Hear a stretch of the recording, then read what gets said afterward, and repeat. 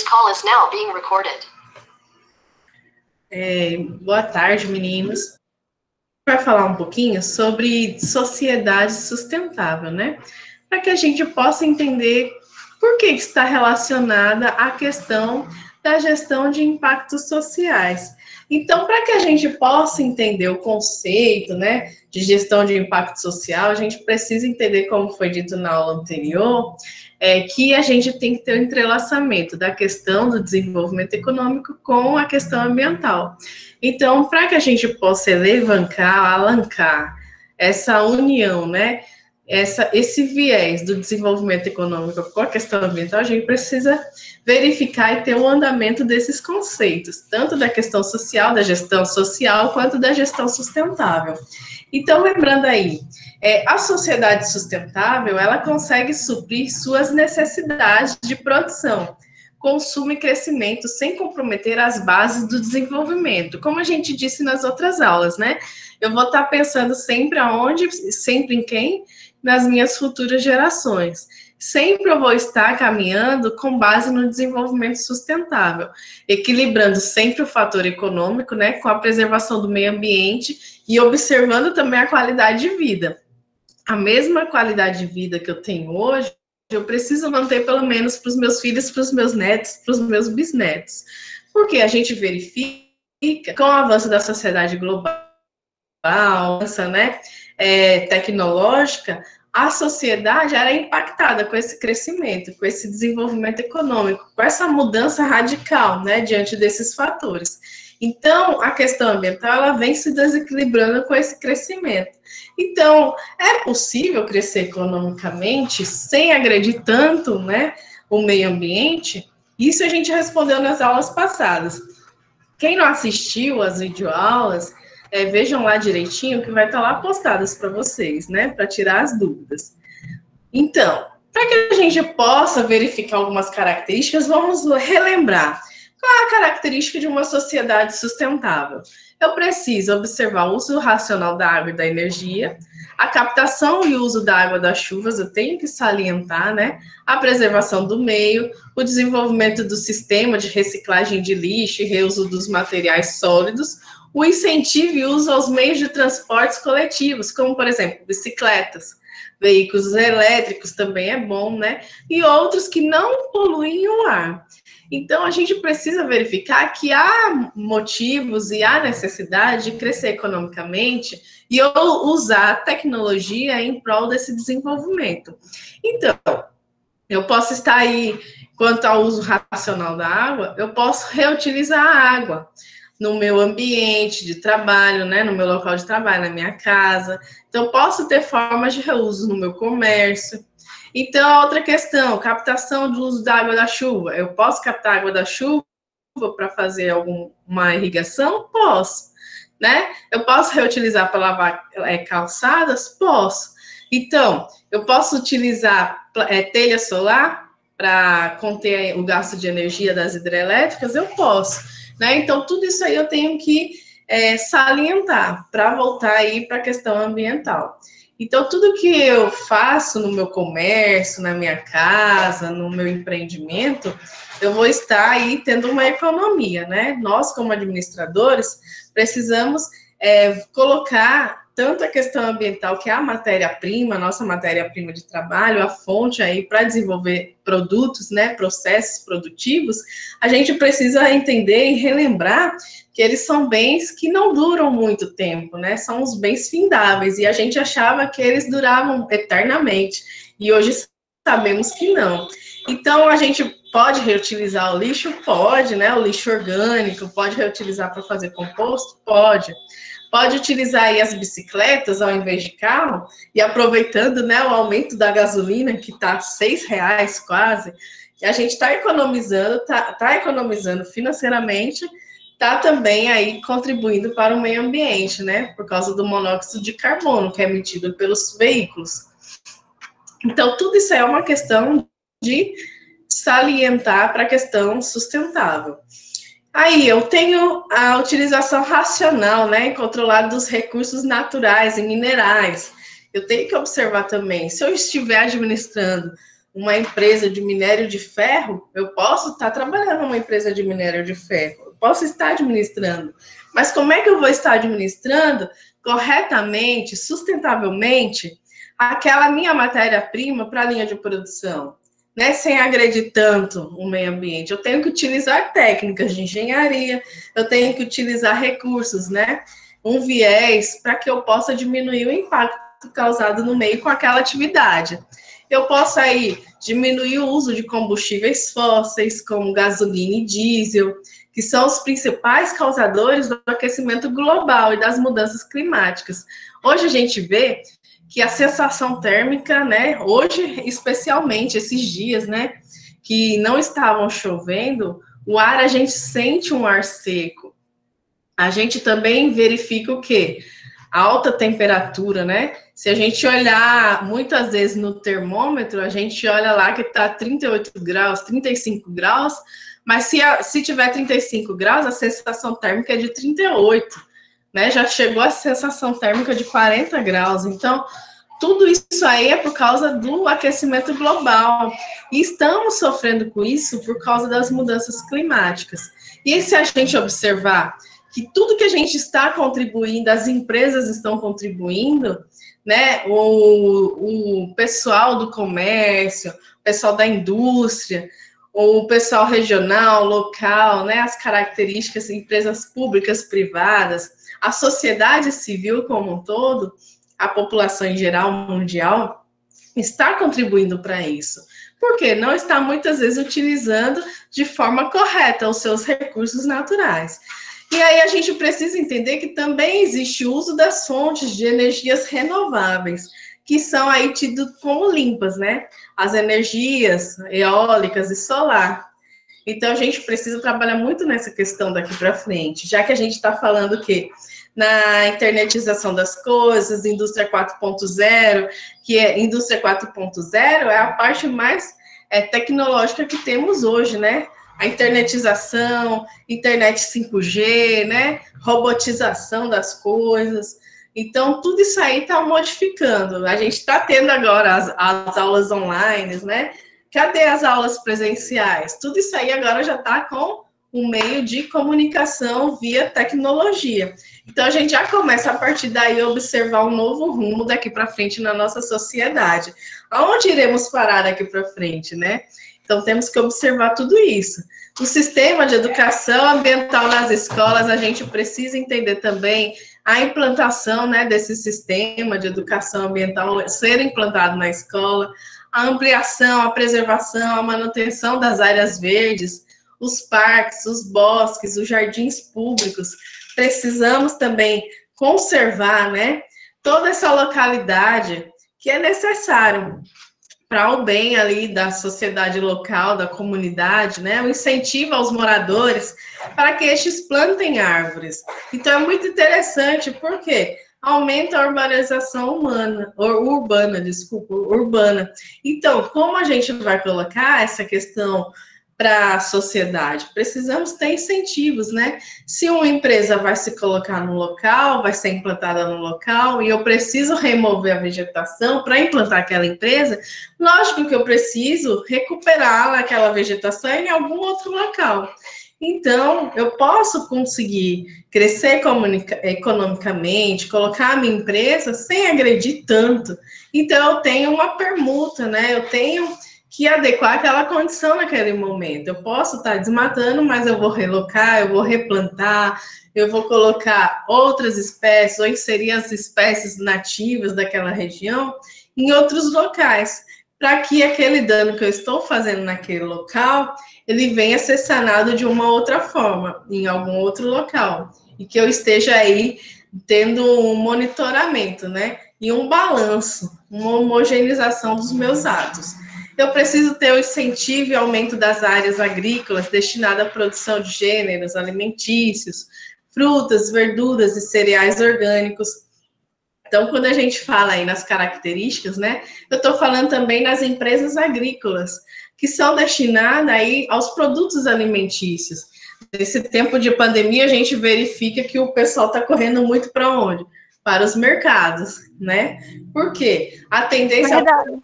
Oi? Pode falar. Verdade. Quem está falando? Eu falei verdade, isso mesmo. Pronto, isso mesmo. É Regiane que está falando? É. Ei, Regiane, isso mesmo. Então, você observa, né, Regiane, que a gente tem, com essa pandemia, a tendência é o pessoal ficar mais em casa. Quando se fica mais em casa, a gente tem a tendência de ficar mais o quê? Mais eufórico, né? Mais querer comer mais, né? Beber mais, se alimentar mais, porque tem todo, mexe todo com o psicológico da gente. A gente não está mais naquela correria do nosso dia a dia como antigamente. Mudou toda uma questão, toda uma situação social, né, do nosso convívio, de estar lá conversando, de estar lá na sala de aula, falando com o professor, falando com os amiguinhos, de estar na rua, né, batendo um papo, saindo com os colegas, de estar nas baladas, no restaurante, no nosso dia a dia. Cadê? Né, essas questões todas a gente já está vendo uma mudança aí. Até porque a gente já tem que começar a se adequar. Então, as empresas agrícolas agora são o foco, né?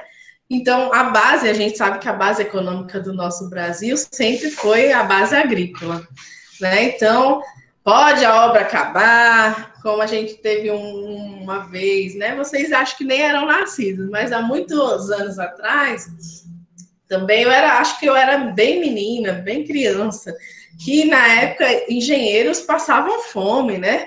Então, porque não tinha alta demanda de produção de obras, mão de obra, não tinha, o Brasil não estava em crescente demanda de obras.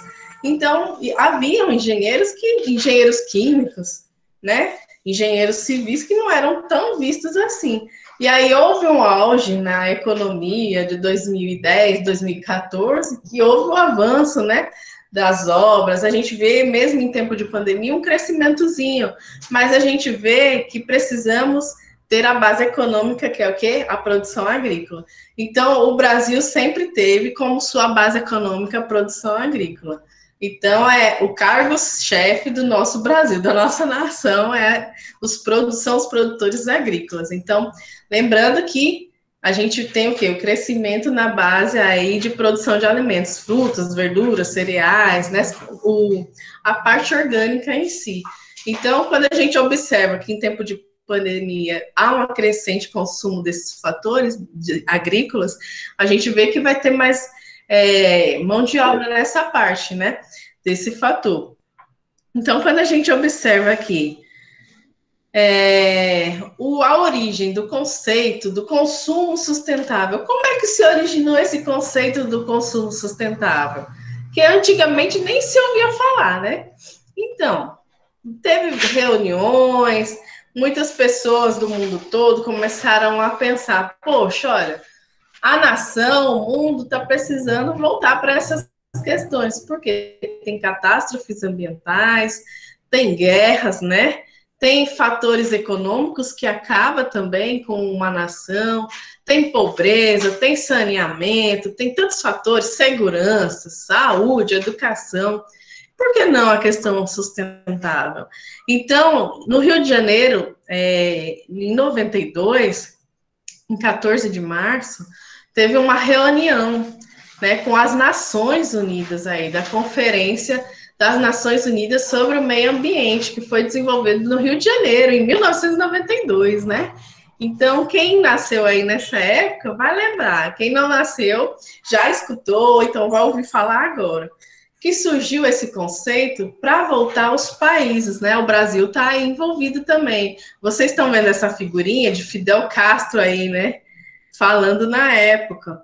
Então, todos os representantes do mundo, das nações, estavam presentes nessa reunião. Por quê? É uma conferência que ia tratar e que se tratava da parte ambiental. Então, precisava desenvolver essa questão ambiental, precisava tratar como imediatismo, né? Porque tem problemas nessa área, tem problemas nesse conceito. Então, nessa reunião também foi criada a Agenda 21 Global, onde há um documento que estabelece medidas e planos para melhorar os padrões de consumo no mundo, garantindo o equilíbrio ecológico do planeta. Então, chefes das nações, né, das nações do mundo todo estavam ali para discutir as questões ambientais, porque sabia que ia piorar dali para frente, né? De 1992, olha quanto tempo. Se eu não me engano, aí fazendo os cálculos rapidinho, tem quase 30 anos. Então, quando a gente observa aí, nossa, olha, de quase 30 anos, gente, atrás, o pessoal já estava sabendo o que ia acontecer daqui para frente. A gente também tem essa noção, viu, gente? Daqui para frente, a tendência é o mundo ficar de ponta cabeça com essa questão, né? Mudar biologicamente, mudar todo esse conceito da parte ambiental, né? E questão ambiental, ela também vai ter um impacto social. Olha a importância, né? E as organizações, ela precisa entender o que é impacto social.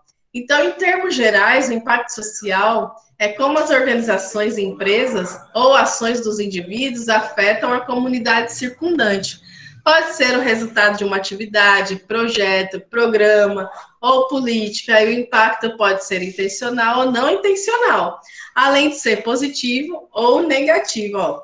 O impacto social, lembra aí, ó, é muito importante você fazer a gestão como empresa, né? Como administradores, vocês que vão estar à frente de empresas, ou vocês que vão estar administrando um setor, uma área, né? Vai estar ali, né, liderando organizações, indivíduos ali dentro de um mercado de trabalho. Vocês vão precisar entender o que é gestão de impacto social, o que é impacto social e como isso é importante dentro de uma organização. Por quê? A partir de uma atividade, eu posso estar impactando positivamente ou negativamente toda uma comunidade, né? Então, eu posso verificar.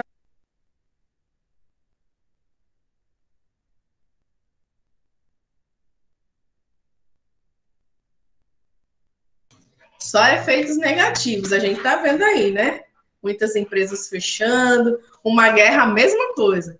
E aí, se eu colocar um empreendimento, como por exemplo a Microsoft, o Amazon, se eu colocar um Apple da vida, né? Então, qual é o impacto que essas empresas têm? Vai dar um impacto social diferente, né? Um impacto melhor aí para as pessoas. Então, é um impacto positivo nesse caso.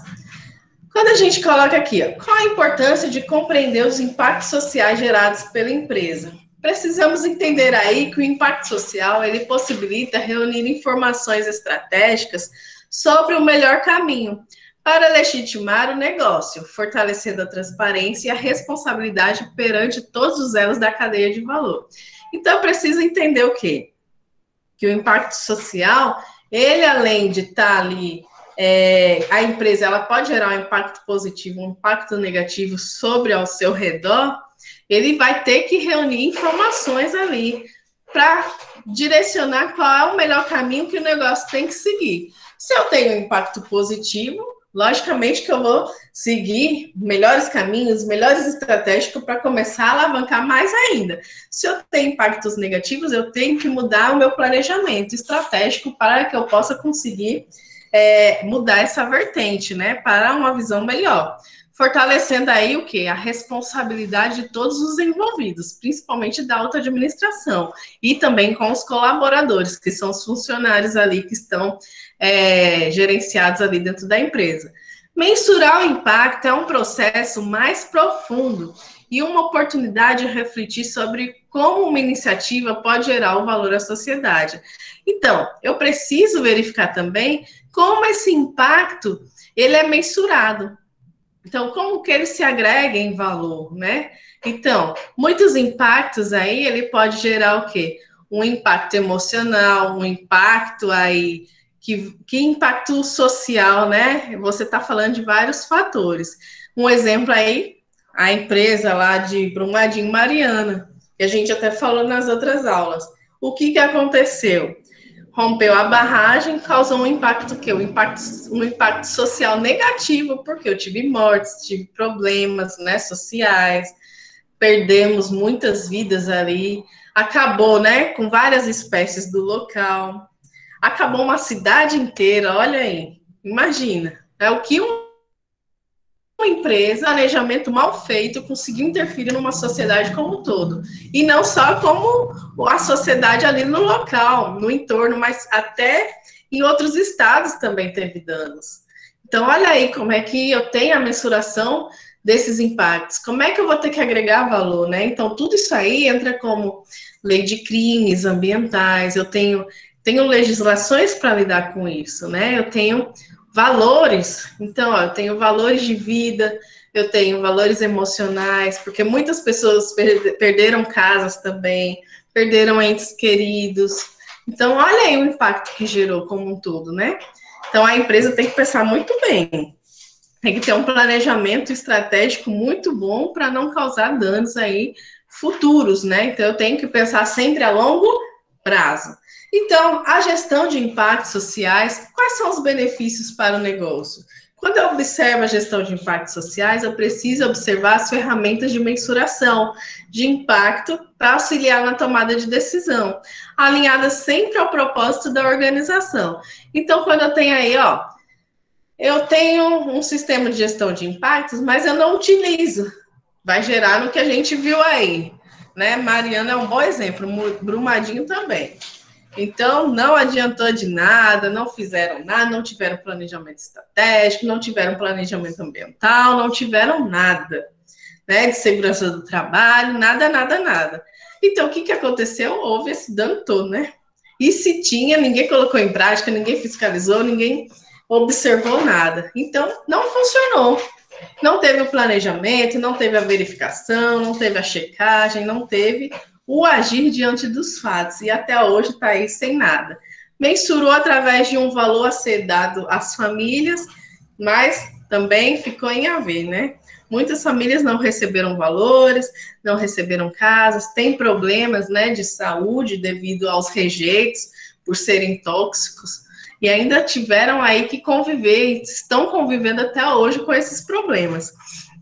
O impacto social ele vem ganhando cada vez mais relevância para os investidores e bancos, facilitando o acesso ao investimento. A partir do momento que eu tenho a gestão de impactos ambientais ou de impactos sociais na minha empresa, os bancos liberam acesso a crédito muito mais rápido, investimentos, porque ele vai observar que aquela empresa, ela se preocupa com o meio, se preocupa com a sociedade. Então, isso vai ser bom para o banco investir, porque ele vai ter garantia de retorno.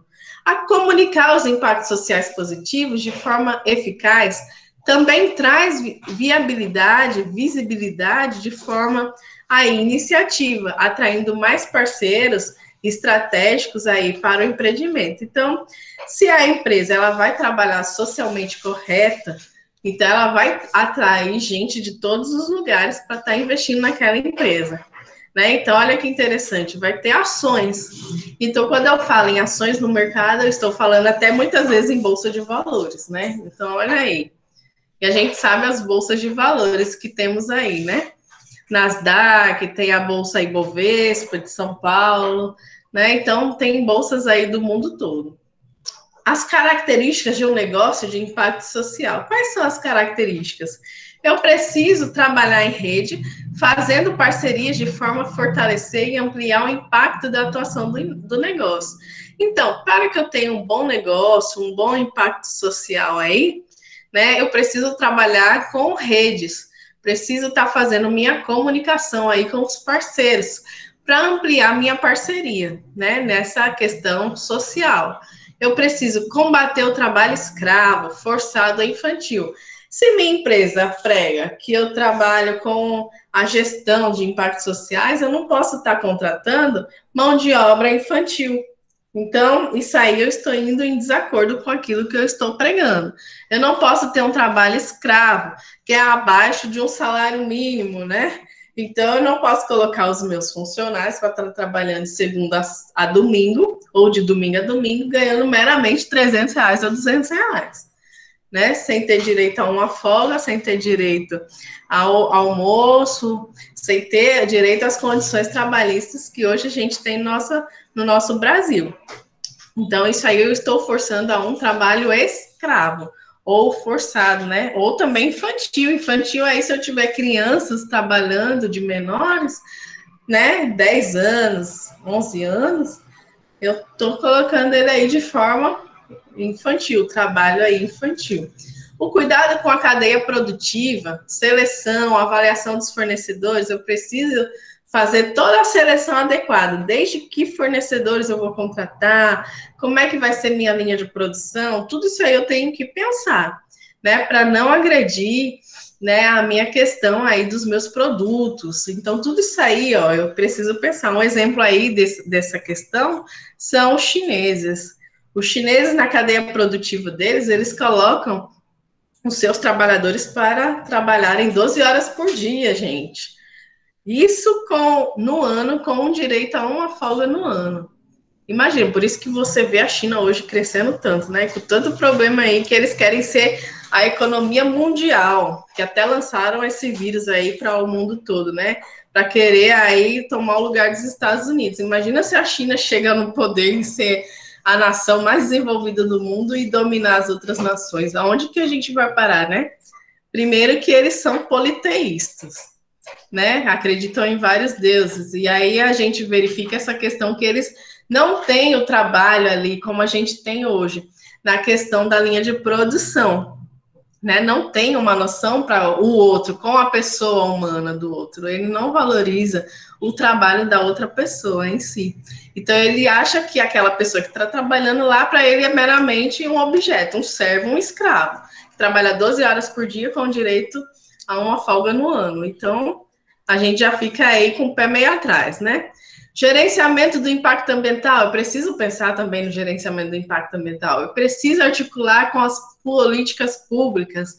Então, olha a política pública aí presente também, né? A relação das altas patentes do governo, né? Seja ele municipal, estadual, federal. Então, eu preciso estar articulado, eu preciso estar alinhado, né, com essas políticas públicas. É muito importante aí no desenvolvimento de uma sociedade. Quando a gente observa, ó, os impactos, quando a gente coloca a questão dos impactos, dos investidores, do público-alvo, as áreas de atuação, a gente está observando aí que os impactos, eles podem ser tradicionais ou impacto social. Então, quando eu falo aqui, ó, os impactos tradicionais, ele vai partir do conceito do economista Milton Friedman, que segundo o qual a única função social da empresa é gerar lucro para os acionistas. Então, Friedman, eu não sei se em algum outro momento vocês já estudaram sobre Friedman, ele é um economista muito importante na área da administração, na área da economia. Então, ele vai falar, ó, a empresa, o único objetivo dela é gerar lucros para quem está tendo parte na empresa, quem é o acionista da empresa. Já o impacto social, ele vai ter uma visão diferente, ó. São empreendimentos que visam ser rentáveis, lógico, e lucrativos, mas gerando impacto social e contribuindo para a redução da pobreza. Então, olha a diferença, né, do empreendedorismo tradicional para o empreendedorismo que vai visualizar o impacto social, a gestão do impacto social. Ele vai gerar lucros, ele vai ter rentabilidade, mas ele também vai se preocupar com a questão ambiental. Olha, a minha empresa gera lucros. O que custa eu contribuir para reduzir a pobreza no mundo, né? Que fator, que projeto que eu posso estar montando aí para diminuir um pouco, né, esse problema mundial que temos hoje ainda, que é a pobreza, a fome, a miséria, né? Então, os investidores, no tradicional, focam no modelo de negócio, no qual maximize sua rentabilidade. Então, o empreendedor tradicional, voltado para os investidores, lembrando aí que o foco sempre vai ser um negócio que vai aumentar a sua renda. Então, já para o impacto social, o investidor com foco na gestão do impacto social, ele vai observar que na hora de escolher o projeto, ele tem que observar a gestão de impacto social. Então, é o que ele vai investir. Se a empresa ela vai trabalhar com a gestão de impacto social, o investidor vai observar e vai investir nela. Então, muitas empresas estão fazendo isso, né? Qual é o público-alvo? Na empresa tradicional, as classes A, B e C, nos últimos anos, a classe C ela tem sido grande filão de mercado por conta do número de pessoas e do poder de consumo. Então, a gente verifica aí que temos 3 classes, né? Classe A, B e C. Geralmente a gente tem DE, né, que é abaixo da linha da pobreza. Então a gente verifica o quê? Que na gestão de impacto social a gente tem as faixas de renda mais baixa, também chamada de base da pirâmide, além da classe C, as classes D e E, o que eu acabei de falar. Ó. Na gestão de impacto ambiental, a faixa de renda ela também vai entrar na pirâmide, mas ela vai ser trabalhada em relação a isso. Então, quando eu falo do público-alvo, a minha empresa ela vai observar sempre o quê? As classes C, D e E na pirâmide social, as classes mais baixas. Então, as áreas de atuação, quando a gente fala nas empresas tradicionais, eu vou ver que a maioria das startups, né, brasileiras estão voltadas para produtos e serviços na área da tecnologia. Startups a gente vê que são empresas criadas aí, né, com a visão de entregar de mercadoria mais rápida, de um produto diferenciado no mercado, onde eu utilize a tecnologia para fazer a divulgação do meu produto e a entrega e o contato com o meu cliente, com melhor qualidade e mais rapidez possível. Então, na gestão de impacto social, a área de atuação, elas são poucos negócios de impacto social, atuando no Brasil, com tecnologia e comunicação. 12% aí da amostra brasileira trabalha nessa área de atuação, né? Então, ainda na área da tecnologia, as empresas com impacto social ainda são poucos aí voltada para esse âmbito. Então, a fonte aí dessas informações até agora tem como o SEBRAE e o PNUD, que é o Programa das Nações Unidas para o Desenvolvimento. Então, quando a gente coloca aqui, ó, quais são os fatores que eu preciso entender, né? Eu preciso causar um impacto positivo em uma comunidade, ampliar as perspectivas de pessoas marginalizadas pela sociedade, além de gerar renda compartilhada e autonomia financeira para os indivíduos da sociedade da classe mais baixa. Estes são alguns dos objetivos do negócio do impacto social. Então, lembre-se, a gestão de negócios do impacto social, uma empresa que ela volta ao olhar, né, para a sociedade, ela sempre vai trabalhar também com as pessoas marginalizadas, com as rendas mais baixas, né?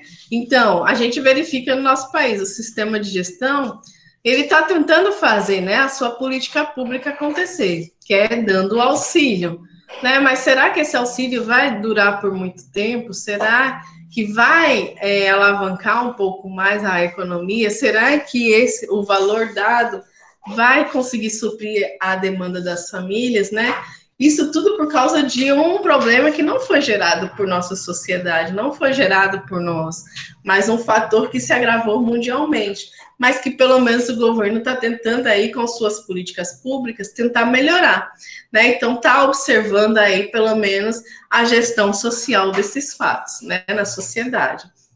Então, os negócios de impacto social, ele busca beneficiar diretamente, lembrem aí, as pessoas de rendas mais baixas, chamadas de classe C, D e E.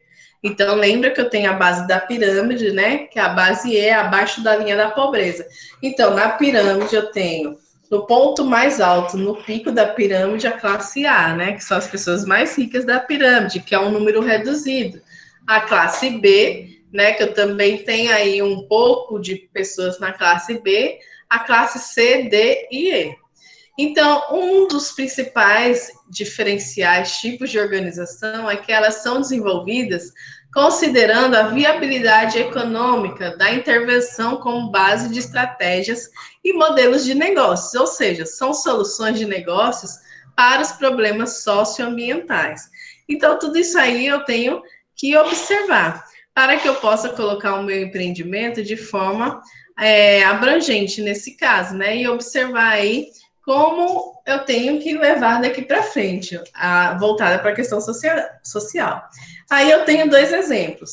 No exemplo 1, digamos aí que um serviço que fornece eletricidade solar para uma comunidade rural isolada no Pará, por exemplo, poder ser considerado um negócio de impacto social pela demanda na comunidade, No entanto, esse mesmo negócio não teria a mesma relevância, por exemplo, em Campinas, em São Paulo, onde toda a população está conectada à rede elétrica regional.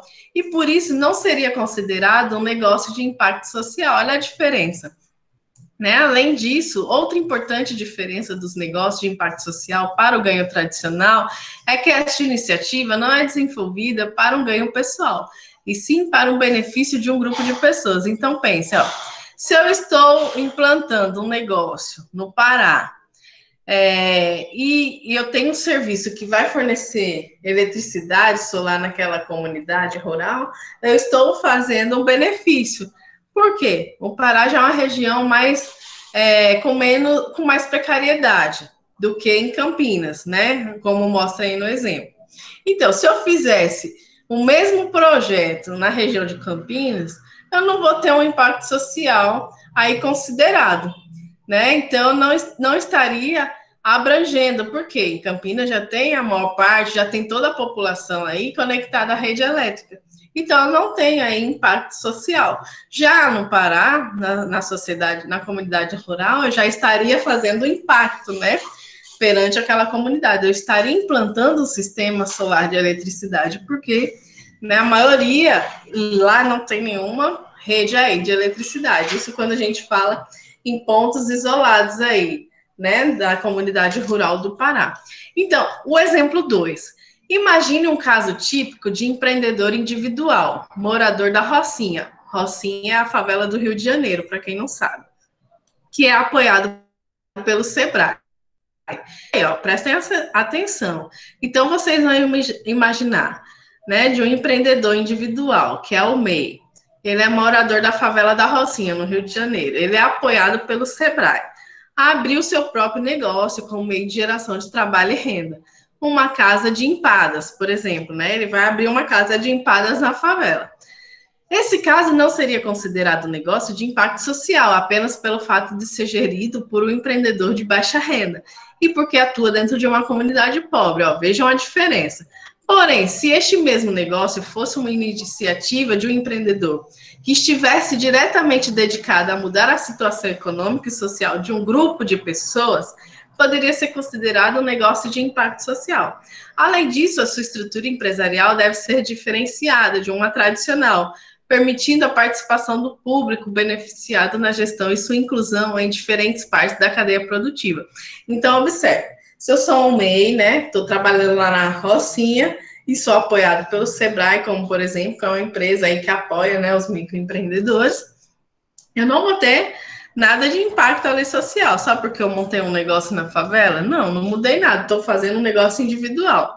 Agora, a partir do momento que eu tenho uma iniciativa, que eu vou trabalhar com projetos sociais, se eu monto uma creche, né?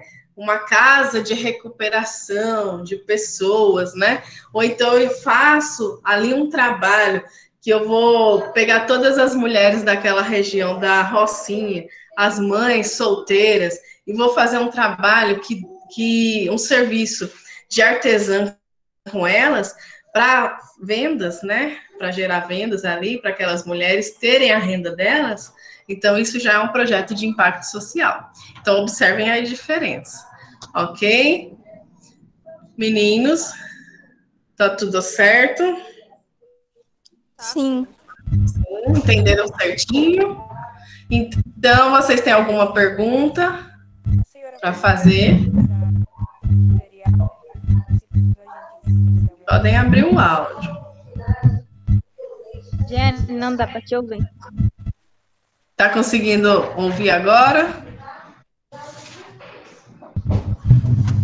Oi. Tá escutando? Janiele. Tem pergunta não, professor. Eu vou colocar. Não tem pergunta, não? Janiele, Kailane, Luana, Regiane. Entendemos, tá tudo certo.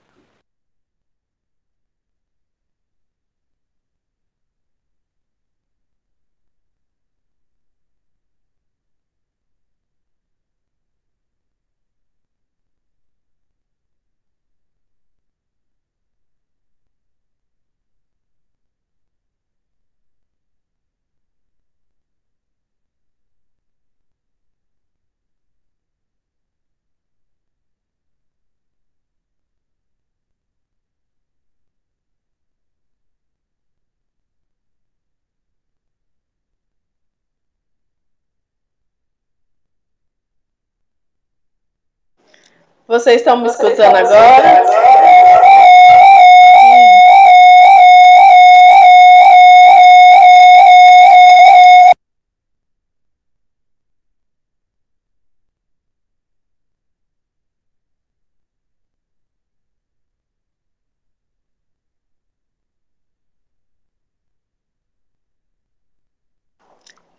Estão conseguindo me escutar?